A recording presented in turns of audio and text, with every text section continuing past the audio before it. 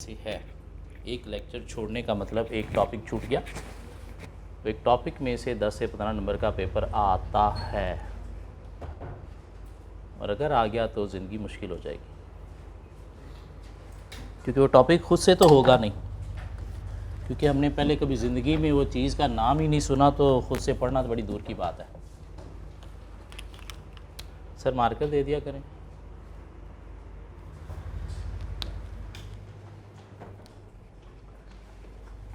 कैफ 8 ही है ना?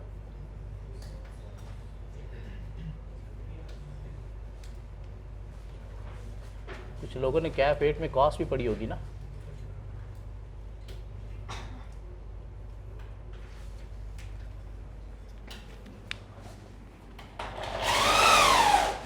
यार एसी चला दिया करो, मसला क्या?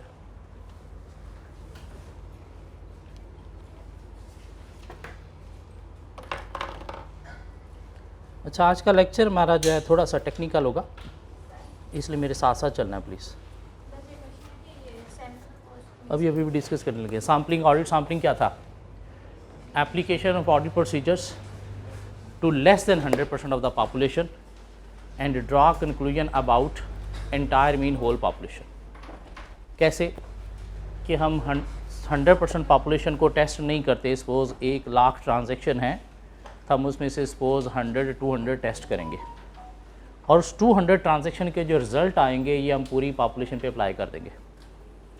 ये जो सैंपल के रिज़ल्ट पॉपुलेशन पे अप्लाई करते हैं, इसके लिए एक टर्म यूज़ की जाती है प्रोजेक्शन, मीन अप्लाई करना sample results on whole population. इसे क्या बोला जाता है? प्रोजेक्शन। पॉपुलेशन क्या होती है? वो सारी ट्रांजैक्शन जो हम टेस्ट करना चाहते हैं, और सैंपल क्या है? पॉपुलेशन का एक पार्ट जो हम टेस्ट कर रहे हैं। ठीक हो गया?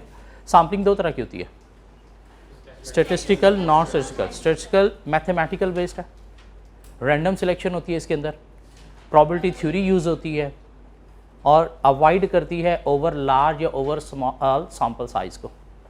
मीन ज़रूरत से बड़ा, ज़रूरत से छोटा सैंपल चूज़ नहीं होगा, प्रॉपर रिप्रेजेंटेटिव जितना चाहिए उतना ही चूज़ होगा।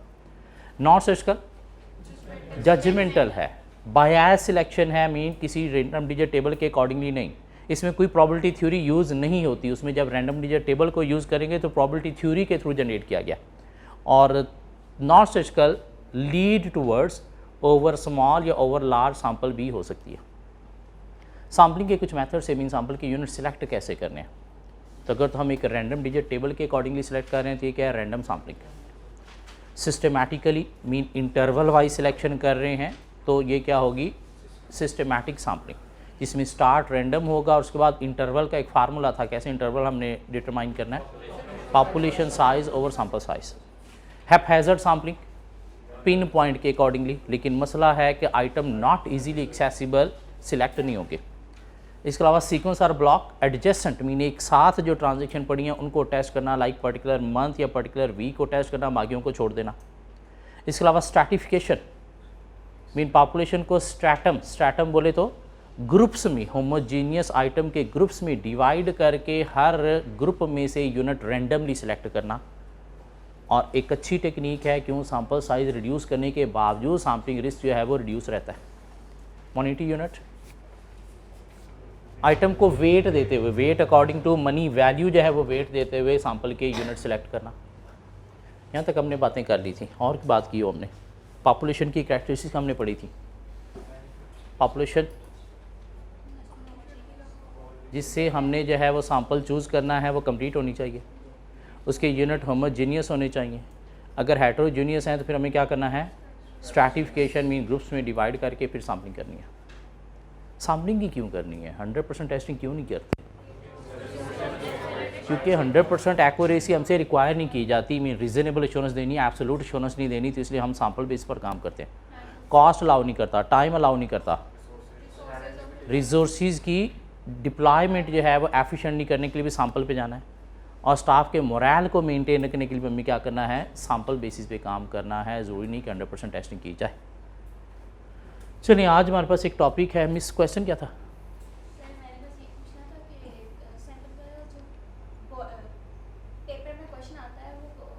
अभी हमने की नहीं, अभी तो सैम्पलिंग ख़त्म ही नहीं हुआ। आज वाले टॉपिक के बाद हम क्वेश्चन में जाएंगे। सिनेरियो बेस्ड क्वेश्चन होगा, क्रैमिंग बहुत कम टेस्ट होती है। पिछले पेपर में उसने थोड़ी क्रैमिंग टेस्ट की है, otherwise normally scenario based test होता है जी। टॉपिक हमारे पास steps in sampling, mean sampling हमें कैसे करनी है। कहते हैं जी 4 स्टेप्स हैं सैम्पलिंग के। नंबर 1 आपने सैम्पल डिज़ाइन करना है, सैम्पल डिज़ाइन करना है, मीन सैम्पल का साइज़ कितना होना चाहिए, सैम्पल के यूनिट कैसे सिलेक्ट करने हैं, कौन सी सैम्पलिंग पे चलना है, सैम्पलिंग करने जा रहे हैं तो किस लिए, टेस्ट ऑफ कंट्रोल के लिए, सब्सटेंटिव प्रोसीजर के लिए, क्यों दोनों के लिए सैम्पल का डिज़ाइन डिफरेंट होगा। तो नंबर 1 आपने क्या करना है, सैम्पल डिज़ाइन करना है। नंबर 2 आपने क्या करना है, परफॉर्म करने हैं audit procedure on sample. Sample design करने का मतलब क्या है, सैम्पल आपने सिलेक्ट करना है पॉपुलेशन में से, कैसे, मेथड किसी के थ्रू, किसी टाइप के थ्रू, टेस्ट ऑफ कंट्रोल है तो फिर कहाँ से लेना है, सब्सटेंटिव प्रोसीजर है तो फिर कहाँ से लेना है, वो देखना पड़ेगा। हाँ, सैम्पल जब आपने चूज़ कर लिया तो उसके बाद क्या करना है, आपने उसके ऊपर ऑडिट प्रोसीजर परफॉर्म करने। ऑडिट प्रोसीजर परफॉर्म करने के बाद आपके पास क्या आएगा, सैम्पल के रिजल्ट, उनकी प्रोजेक्शन करनी है, प्रोजेक्शन मीन पॉपुलेशन पे अप्लाई करना है। और उसके बाद आपने क्या करना है, सैम्पल के रिजल्ट्स को इवैल्यूएट करना है, मीन देखना है कि आइदर कोई चीज़ मिसस्टेटेड थी या नहीं थी। तो 4 स्टेप्स है, सैम्पल डिज़ाइन करना, उस सैम्पल के ऊपर ऑडिट प्रोसीजर परफॉर्म करना, उस सैम्पल के रिजल्ट्स को पॉपुलेशन पे अप्लाई करना, मीन प्रोजेक्शन करना, और पॉपुलेशन पे अप्लाई करने के बाद क्या करना है, रिजल्ट्स को एनालाइज करना है, मीन कंक्लूड करना है कि आइदर एक चीज़ मिसस्टेटेड है या फिर नहीं है।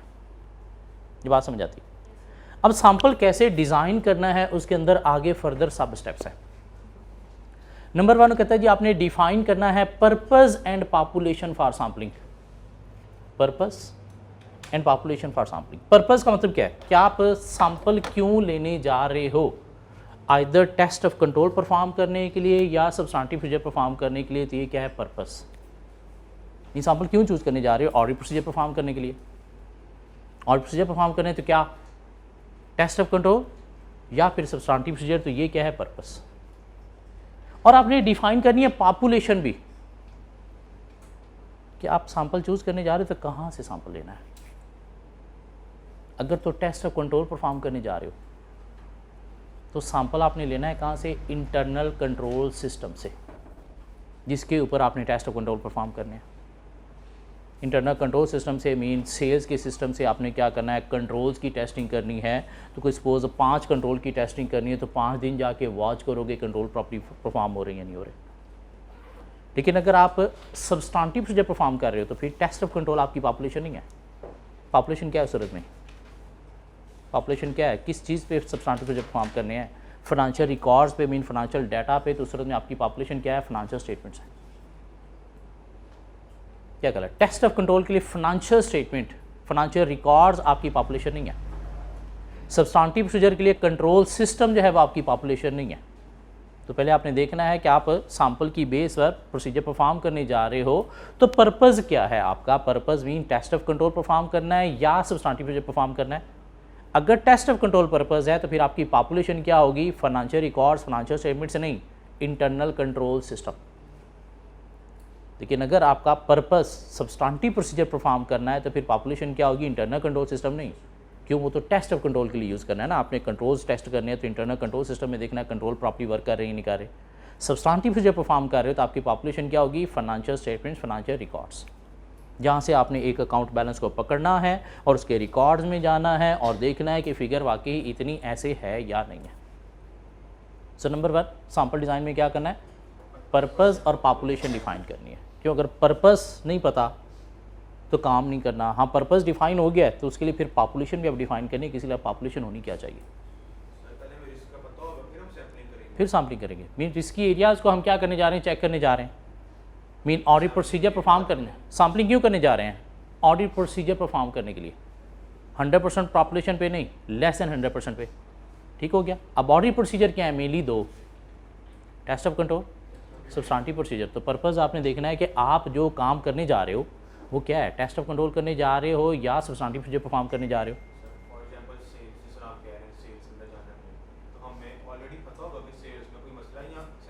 अब देखो पता है सेल में मसला है तो फिर ही आप चेकिंग करने जा रहे हो। अब सेल के ऊपर दोनों तरह की चेकिंग होगी, टेस्ट ऑफ कंट्रोल भी होंगे, सब्सटेंटिव प्रोसीजर भी होंगे। बैंक लोन की अगर हम बात करें तो उसमें टेस्ट ऑफ कंट्रोल नहीं होंगे। क्यों, सेल का एक सिस्टम होता है तो इसलिए उसके कंट्रोल चेक करने हैं। बैंक लोन का कोई सिस्टम नहीं है, वो एक अकाउंट बैलेंस है फाइनेंशियल स्टेटमेंट्स में, तो वहाँ पे टेस्ट ऑफ कंट्रोल नहीं, क्या परफॉर्म करने हैं, सब्सटेंटिव प्रोसीजर। तो आप देखना है आप किस चीज़ को चेक करने जा रहे हो, उस चीज़ को चेक करने जा रहे हो तो क्या चीज़ चेक करने जा रहे हो, टेस्ट ऑफ कंट्रोल या फिर सब्सटेंटिव प्रोसीजर। और अगर टेस्ट ऑफ कंट्रोल है तो फिर आपकी पॉपुलेशन क्या है, इंटरनल कंट्रोल सिस्टम। लेकिन अगर सब्सटेंटिव प्रोसीजर है तो आपकी पॉपुलेशन इंटरनल कंट्रोल सिस्टम नहीं, फाइनेंशियल स्टेटमेंट, फाइनेंशियल रिकॉर्ड्स हैं। नंबर 2 वो कहता है जी आपने क्या करना है, आपने डिफाइन करनी है deviation or misstatement. Deviation बोलते हैं कंट्रोल वीकनेस को, और जब आप टेस्ट ऑफ कंट्रोल परफॉर्म करने जा रहे हैं, mean purpose test of control है, तो फिर उस सूरत में आपने मिस स्टेटमेंट आइडेंटिफाई नहीं करनी, उस सूरत में आपने deviation mean control weaknesses identify करनी है। और अगर आप सब्सटेंटिव प्रोसीजर परफॉर्म करने जा रहे हो तो फिर डीविएशन इंटरनल कंट्रोल में नहीं, फिर आपने मिस स्टेटमेंट को वेरीफाई करना है कि ये चीज़ अंडर ओवर स्टेटेड तो नहीं। क्यों? सब्सटेंटिव प्रोसीजर का पर्पज़ ही क्या है, अकाउंट बैलेंसेस को चेक करना कि ये कंप्लीट, वैलिड, एक्यूरेट हैं या नहीं है, मीन इनके अंदर कोई मिस स्टेटमेंट तो नहीं है। तो पर्पस टेस्ट ऑफ कंट्रोल या सब्सटेंटिव प्रोसीजर, उसके अकॉर्डिंगली पॉपुलेशन डिफाइन करोगे। टेस्ट ऑफ कंट्रोल है तो इंटरनल कंट्रोल सिस्टम को चेक करना है, मीन आपकी पॉपुलेशन क्या है, इंटरनल कंट्रोल सिस्टम, जहाँ से आपने सैंपल लेके कंट्रोल की टेस्टिंग करनी है।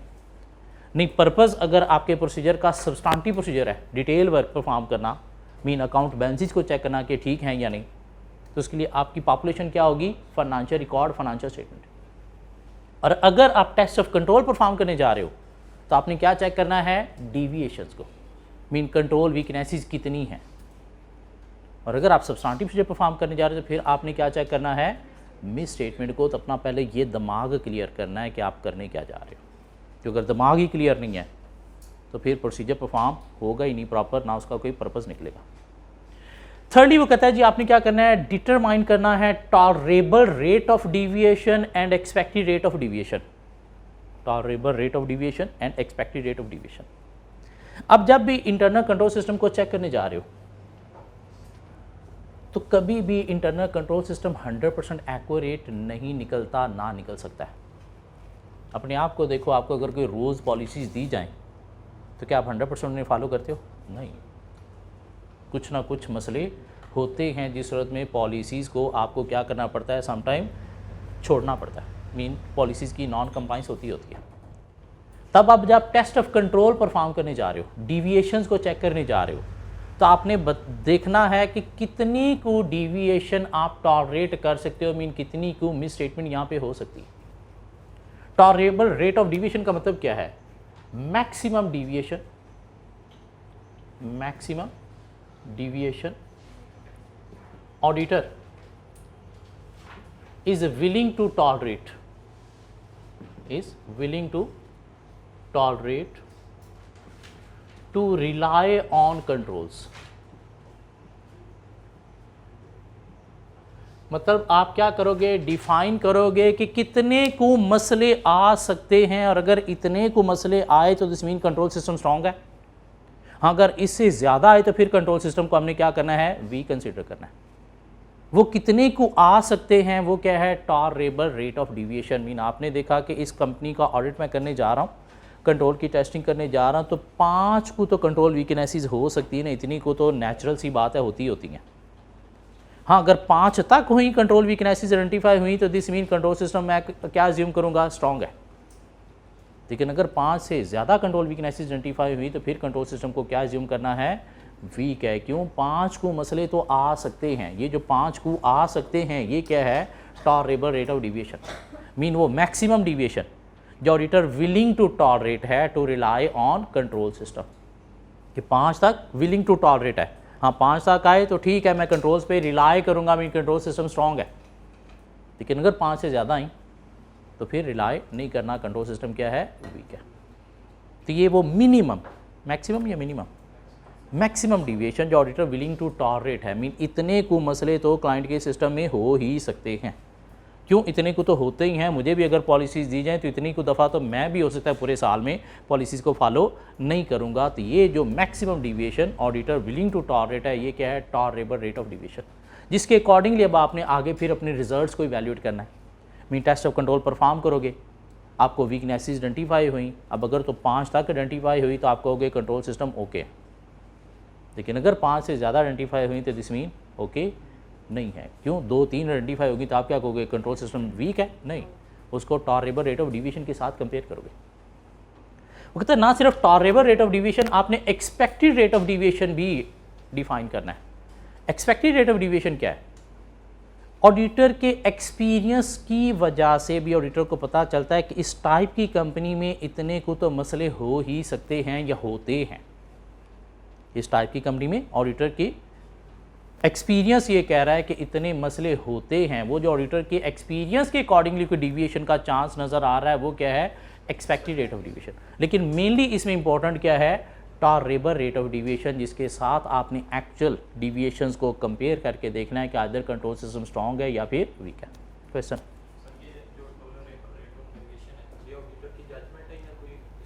ऑडिटर की जजमेंट है, ये ऑडिटर की जजमेंट है।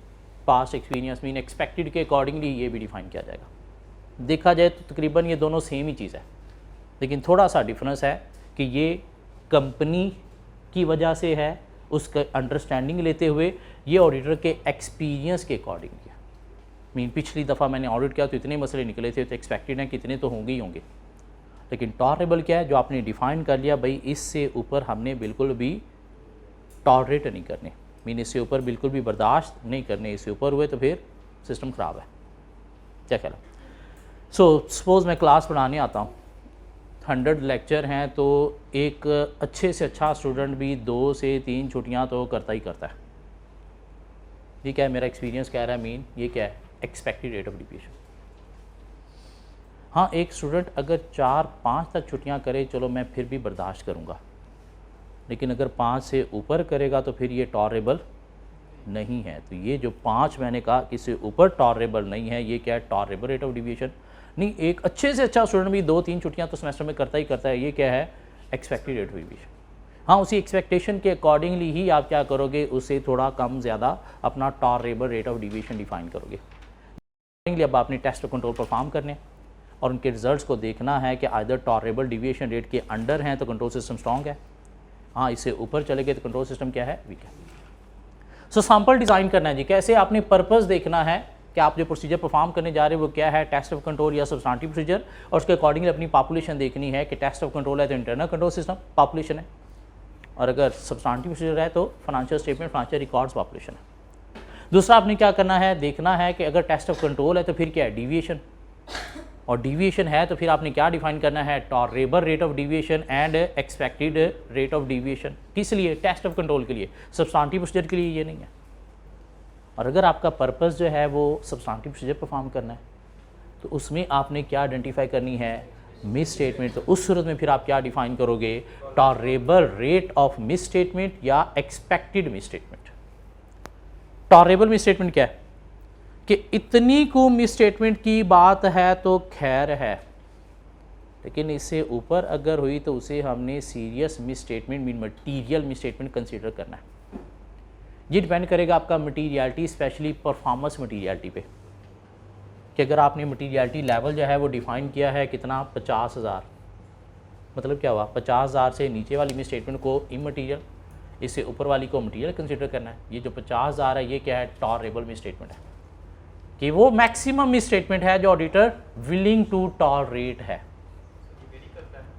ये कंपनी टू कंपनी वेरी करेगा, हर ईयर के ऑडिट पे वेरी करेगा। क्यों? प्लानिंग स्टेज पे हम जो मटीरियलिटी लेवल डिफाइन करते हैं वो according to company profit, revenue, total assets define करते हैं। हाँ, अगर फ्रॉड के चांसेस ज़्यादा नज़र आ रहे हो, इमटीरियल मिस स्टेटमेंट ज़्यादा नज़र आ रही तो फिर हम परफॉर्मेंस मटीरियलिटी पे आ जाते हैं, उसे रिड्यूस कर लेते हैं। तो वो जो परफॉर्मेंस मटीरियलिटी है वो क्या है, टॉलरेबल मिस स्टेटमेंट है, कि ये मैक्सिमम मिस स्टेटमेंट है जो ऑडिटर विलिंग टू टॉलरेट है, इससे ऊपर टॉलरेट नहीं करेगा। यानी इससे नीचे अगर कोई मिस स्टेटमेंट आइडेंटिफाई होती है तो क्या करेंगे हम, इमटीरियल, लेकिन इससे ऊपर अगर आती है तो वो क्या होगी, फिर मटीरियल होगी। सो क्या डिफाइन करना है, सब्सटेंटिव प्रोसीजर की सूरत में, टेस्ट और डिटेल की सूरत में, tolerable misstatement and expected misstatement. Expected misstatement depend करती है result of test of control के ऊपर। क्या आपने एक एरिया के टेस्ट ऑफ कंट्रोल परफॉर्म किए तो टेस्ट ऑफ कंट्रोल के जो रिजल्ट्स निकले अगर तो अच्छे निकले, this mean control system strong है। टेस्ट ऑफ कंट्रोल के रिजल्ट अच्छे निकले, this mean control system strong है। कंट्रोल सिस्टम स्ट्रॉन्ग है तो दिस मीन मिस स्टेटमेंट का चांस कम है या ज़्यादा है, कम है, तो एक्सपेक्टेड मिस स्टेटमेंट क्या होगी, कम होगी। नहीं, टेस्ट ऑफ कंट्रोल के रिजल्ट अच्छे नहीं निकले, मीन कंट्रोल सिस्टम वीक है, मीन रूल्स रेगुलेशन फॉलो नहीं हो रहे, तो मिस स्टेटमेंट का चांस क्या है, हाई है, तो एक्सपेक्टेड मिस स्टेटमेंट भी फिर क्या होगी, हाई होगी। सो पर्पस देखा टेस्ट ऑफ कंट्रोल या सब्सटेंटिव प्रोसीजर है, उसके अकॉर्डिंगली अपनी पॉपुलेशन देखी। टेस्ट ऑफ कंट्रोल है तो हम क्या आइडेंटिफाई करने जा रहे हैं, डेविएशन।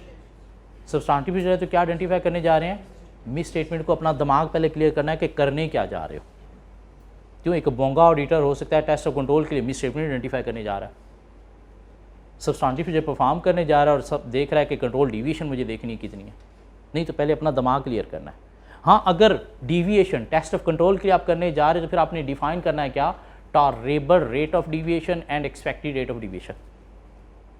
लेकिन अगर पर्पस सब्सटेंटिव प्रोसीजर है और आप आइडेंटिफाई करने जा रहे हो मिस स्टेटमेंट, तो फिर आपने क्या डिफाइन करना है, टॉलरेबल मिस स्टेटमेंट और expected misstatement. Tolerable misstatement क्या है, performance materiality. Expected misstatement क्या है, डिपेंड करेगी किस चीज़ पे, results of test of control के ऊपर। टेस्ट ऑफ कंट्रोल के जो रिजल्ट्स निकले उनके ऊपर डिपेंड करेगी कि अगर कंट्रोल सिस्टम स्ट्रॉन्ग निकला तो दिस मीन एक्सपेक्टेड डिवीएशन कम है, यानी एक्सपेक्टेड मिस स्टेटमेंट कम है डिवीएशन टेस्ट ऑफ कंट्रोल में। टेस्ट ऑफ कंट्रोल के रिजल्ट्स बुरे निकले, मीन कंट्रोल सिस्टम वीक है, और वीक है दिस मीन मिस स्टेटमेंट का चांस ज़्यादा है, तो एक्सपेक्टेड मिस स्टेटमेंट भी फिर आपकी क्या होगी, हाई होगी। फिर कहता है जी आपने क्या करना है, उसके बाद आप देखना है कि हमें सैम्पल चूज़ करना है, तो सैम्पल की अप्रोच कौन सी अडॉप्ट करनी है, स्टैटिस्टिकल या फिर नॉन स्टैटिस्टिकल, डिपेंड करेगा आपकी ऑडिट टीम के ऊपर, आपके एक्सपीरियंस के ऊपर। अगर तो आप पिछले कई सालों से ऑडिट करते आ रहे हो तो अपनी जजमेंट अप्लाई कर सकते हो, अगर आप पहली दफ़ा ऑडिट करने जा रहे हो फिर अपनी जजमेंट आपकी गलत हो सकती है कि उतना एक्सपीरियंस नहीं है, उस सूरत में आपको किस पे चलना पड़ेगा, स्टैटिस्टिकल पे चलना पड़ेगा, mean mathematical model, random table, use of probability theory पे चलना पड़ेगा। फिर आपने क्या करना है जी, सैम्पल का मेथड देखना है कि हमें किस मेथड के थ्रू यूनिट सिलेक्ट करने हैं, monetary unit, stratification, random, haphazard, systematic या फिर सीक्वेंस और ब्लॉक। ज़्यादा बेस्ट कौन सी है, रैंडम। रैंडम रैंडम क्या कहला है, रैंडम ये टेबल के अकॉर्डिंगली क्यों हर यूनिट के सिलेक्ट होने का चांस इक्वल है। हाँ, अगर पॉपुलेशन हेट्रोजीनियस है तो फिर उसको स्ट्रैटम में डिवाइड करके स्ट्रैटिफिकेशन की तरफ जाएंगे। और उसके बाद आपने क्या करना है जी, सैम्पल साइज़ डिटरमाइन करना है कि अब मुझे सैम्पल के यूनिट कितने सिलेक्ट करने चाहिए, 50 सिलेक्ट करने चाहिए, 100 करने चाहिए, 200 करने चाहिए, तो सैम्पल साइज़ डिटरमाइन करना है। अब ये सैम्पल साइज़ कुछ फैक्टर्स पे डिपेंड करता है, सैम्पल साइज़ कुछ फैक्टर्स पे डिपेंड करता है। अगर तो आप टेस्ट ऑफ कंट्रोल परफॉर्म करने जा रहे हो तो आपका सैम्पल साइज़ इन फैक्टर्स पे डिपेंड करेगा। क्या फैक्टर्स हैं, tolerable rate of deviation, tolerable rate of deviation है 5 या टॉलरेबल रेट ऑफ डेविएशन है 10। 5 का मतलब क्या है कि मैक्सिमम 5 कंट्रोल वीकनेसेस मैं अफोर्ड करूंगा, इससे ज़्यादा नहीं। 10 का मतलब क्या है कि मैक्सिमम 10 वीकनेसेस मैं अफोर्ड करूंगा, इससे ज़्यादा नहीं। किस सूरत में क्लाइंट हाई रिस्की है, 5 की सूरत में या 10 की सूरत में, 5 की सूरत में या 10 की सूरत में, 5 की सूरत में, मीन जहाँ पे क्लाइंट के अंदर रिस्क के चांस ज़्यादा हों, मिस स्टेटमेंट के चांस ज़्यादा हों, और आप क्योंकि सैम्पल बेसिस पर चेकिंग करने जा रहे हो, 100% टेस्टिंग नहीं करने जा रहे, तो आप अपना टॉलरेबल रेट ऑफ डेविएशन कम रखोगे। क्यों, मिस स्टेटमेंट के चांस ज़्यादा हैं, तो 5 से ज़्यादा बिल्कुल भी मैंने अफोर्ड नहीं करनी। क्लाइंट बहुत अच्छा बीबा है, मिस स्टेटमेंट के चांस इतने ज़्यादा नहीं है, रिस्क का चांस क्या है, लो है, और यार 10 तक भी मसले आ गए ना तो मैं इधर टॉलरेट कर लूँगा, खैर है, क्या कहला है। तो टॉलरेबल रेट ऑफ डेविएशन आप मेनली रखते हो किसके accordingly, chance of misstatement के accordingly, risk of material misstatement के अकॉर्डिंगली। अगर मिस स्टेटमेंट का चांस ज़्यादा हो, एक बंदा करप्ट हो, तो क्या वहाँ पे आप ज़्यादा चीज़ें टॉलरेट करोगे या कम टॉलरेट करोगे, कम टॉलरेट करोगे। और जहाँ पे मिस स्टेटमेंट का चांस कम है तो वहाँ पे आप ज़्यादा टॉलरेंस लेवल पे भी चलते हो। अब अगर टॉलरेबल रेट ऑफ डेविएशन 5 है, कब मिस स्टेटमेंट का चांस ज़्यादा है, क्या कहला है, मिस स्टेटमेंट का चांस जब ज़्यादा है तो आपने टॉलरेबल रेट ऑफ डेविएशन को 10 से क्या कर दिया, 5 कर दिया। तो उस सूरत में आपको ज़्यादा ट्रांजिशन टेस्ट करनी है, कम टेस्ट करनी है, ज़्यादा टेस्ट करनी है। तो सैम्पल साइज़ आप क्या रखोगे, लार्ज या स्मॉल, लार्ज रखेंगे तो टॉलरेबल रेट ऑफ डेविएशन अगर लो है मीन 10 की बजाय 5 है। कब 5 किया? जब मिसस्टेटमेंट का चांस ज़्यादा है, और ज़्यादा है तो आपको ज़्यादा ट्रांजेक्शन टेस्ट करनी है, तो उस में सैम्पल साइज़ आप क्या रखोगे? लार्ज। हाँ, अगर टॉलरेबल रेट ऑफ डिविएशन जो है वो लार्ज है, tolerable rate of deviation large है, कब? जब मिसस्टेटमेंट का चांस कम है, तो उस सूरत में आप क्या रखोगे? कम ट्रांजेक्शन टेस्ट करोगे, मीन सैम्पल साइज़ को क्या रखोगे? स्मॉल रखोगे। अब यहाँ पे क्या लिखेगा? Tolerable rate of deviation increase हो गया, 5 से 10 हो गया, तो मिसस्टेटमेंट का चांस कम है इसलिए 10 हो गया, तो उसमें सैम्पल साइज़ आप स्मॉल कर सकते हो। हाँ, अगर डिक्रीज़ हो गया, 10 से 5 हो गया, तो सर में फिर आपको सैम्पल साइज़ अपना लार्ज रखना पड़ेगा। क्यों? ज़्यादा ट्रांजेक्शन टेस्ट करनी है, थोड़ा सा टेक्निकल पॉइंट है, बाकी आगे बिल्कुल सिंपल है। टॉलरेबल रेट ऑफ डिविएशन कम है, कब? जब मिसस्टेटमेंट का चांस ज़्यादा है, आप बहुत कम डिविएशन को टॉलरेट करोगे। मिसस्टेटमेंट का चांस कम है तो ज़्यादा भी आप टॉलरेट कर सकते हो कि खैर है, कोई मसला नहीं। और अगर आपने कम किया है टॉलरेबल रेट ऑफ डिविएशन, तो सैम्पल साइज़ आपको क्या करना पड़ेगा? इंक्रीज़। और अगर टॉलरेबल रेट ऑफ डिविएशन आपने ज़्यादा किया है, तो सैम्पल साइज़ आपको क्या करना पड़ेगा? डिक्रीज़ करना पड़ेगा। दूसरा डिपेंड करता है expected rate of deviation. Auditor के एक्सपीरियंस, ऑडिटर की जजमेंट पे, क्लाइंट के बिजनेस का नॉलेज लेने पे डिपेंड करता है। अब अगर एक्सपेक्टेड रेट ऑफ डिविएशन का चांस ज़्यादा है, ऑडिटर की एक्सपेक्टेशन ये कह रही है यहाँ पे डिविएशन बहुत ज़्यादा हो सकती हैं, तो सैम्पल साइज ज़्यादा रखना है, कम रखना है? ज़्यादा रखना है। और यहाँ पे डिविएशन नहीं हो सकती।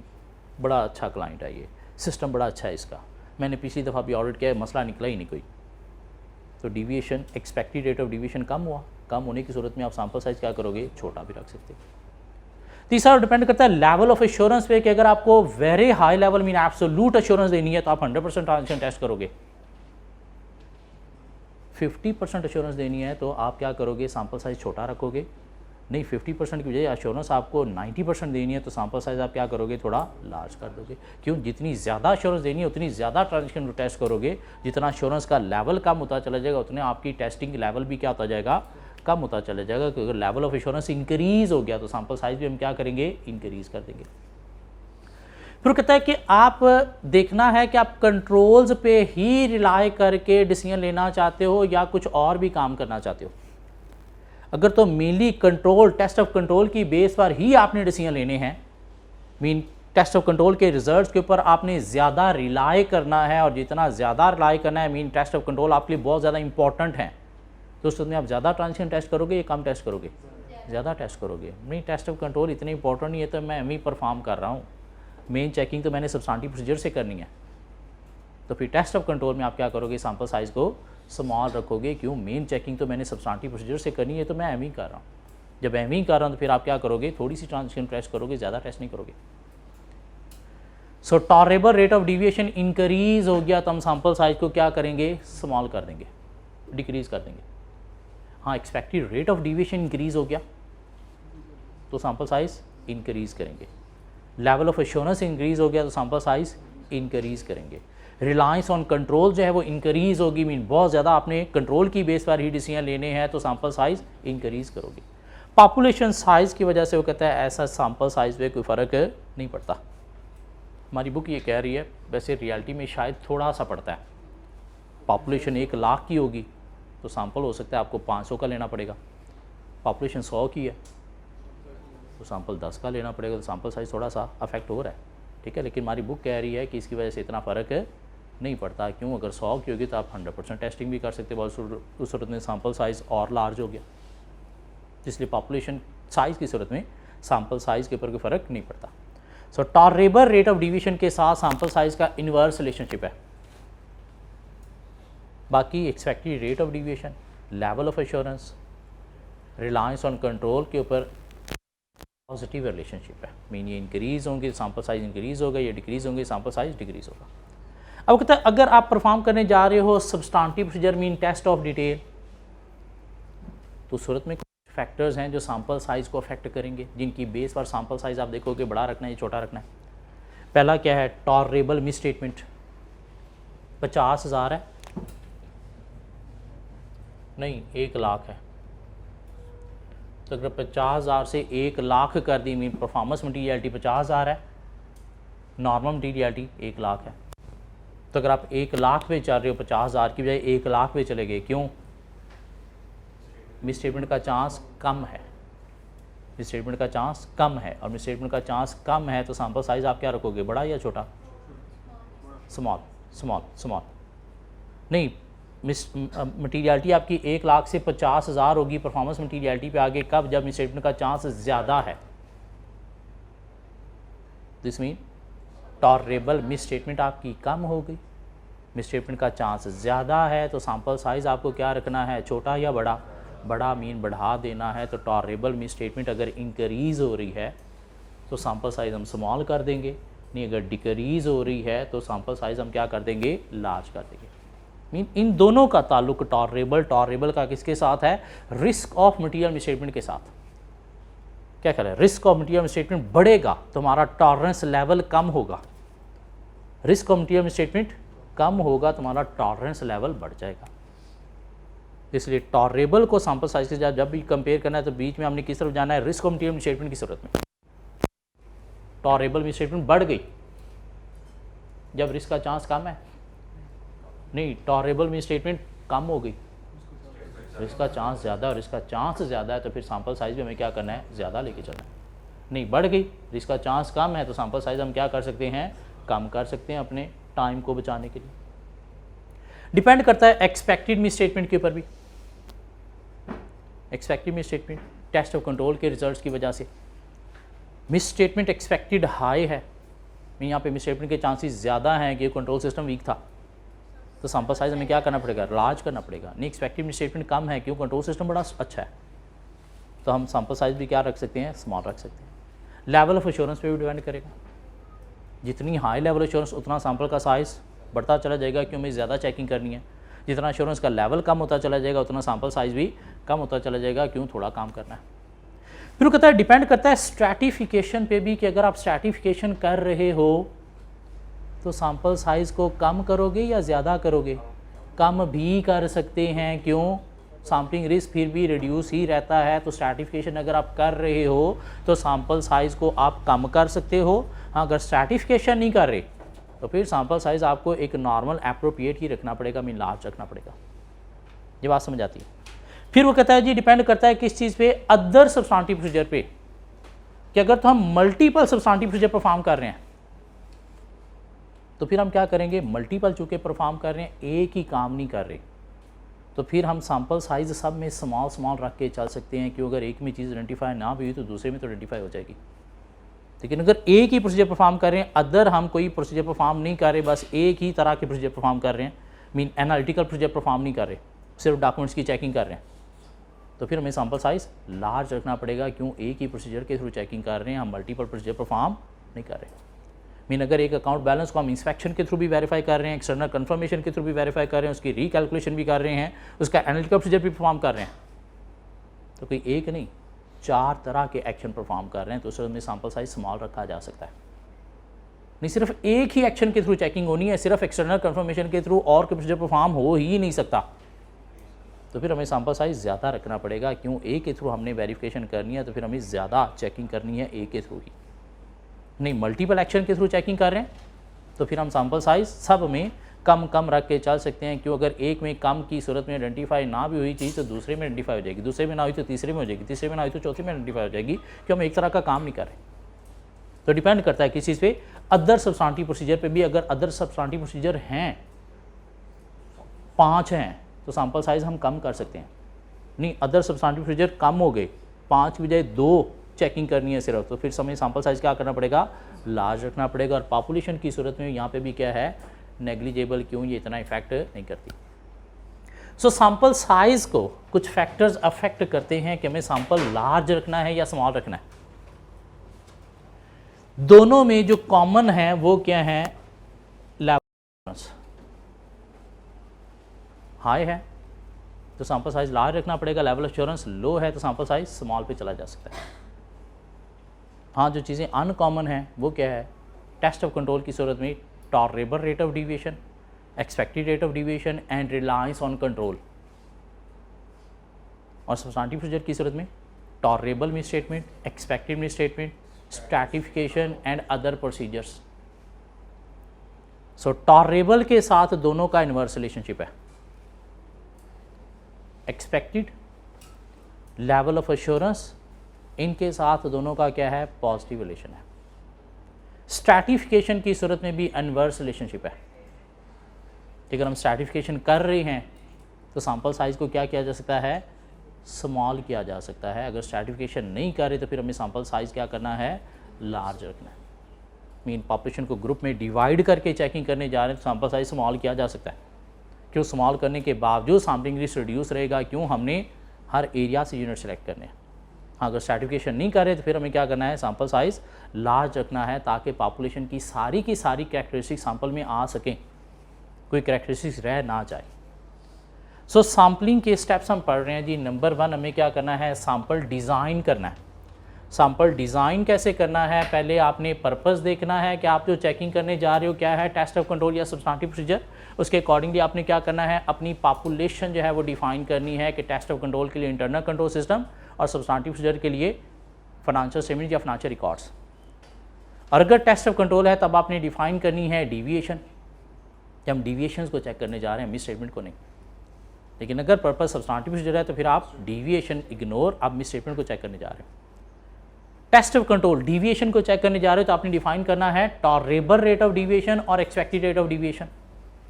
हाँ, उसके बाद आपने देखना जी सैंपल की अप्रोच मुझे कौन सी चूज़ करनी है, सैंपल के मेथड मैंने कौन सा यूज़ करना है यूनिट सेलेक्ट करने का, और फिर सैंपल साइज़ आपने देखना है जिसको कुछ फैक्टर्स अफेक्ट करेंगे, tolerable rate of deviation, expected rate of deviation, level of assurance, reliance on control.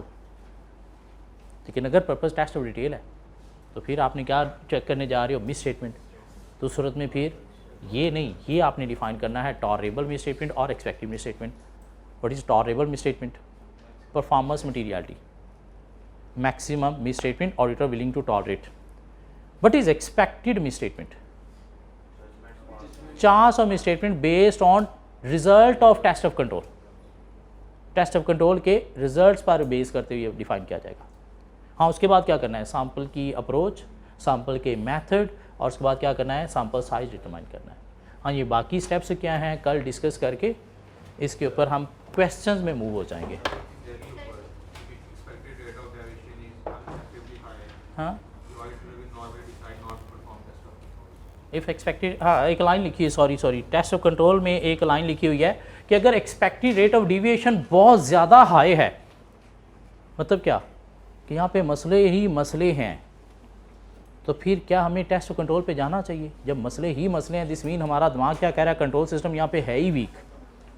Expected rate of deviation बहुत ज़्यादा आएगा, मतलब क्या, कंट्रोल सिस्टम है ही वीक। तो जब कंट्रोल सिस्टम वीक हो तो आपने टेस्ट ऑफ कंट्रोल परफॉर्म करने नहीं, फिर हमें किस तरफ जाना चाहिए, सब्सटेंटिव प्रोसीजर की तरफ।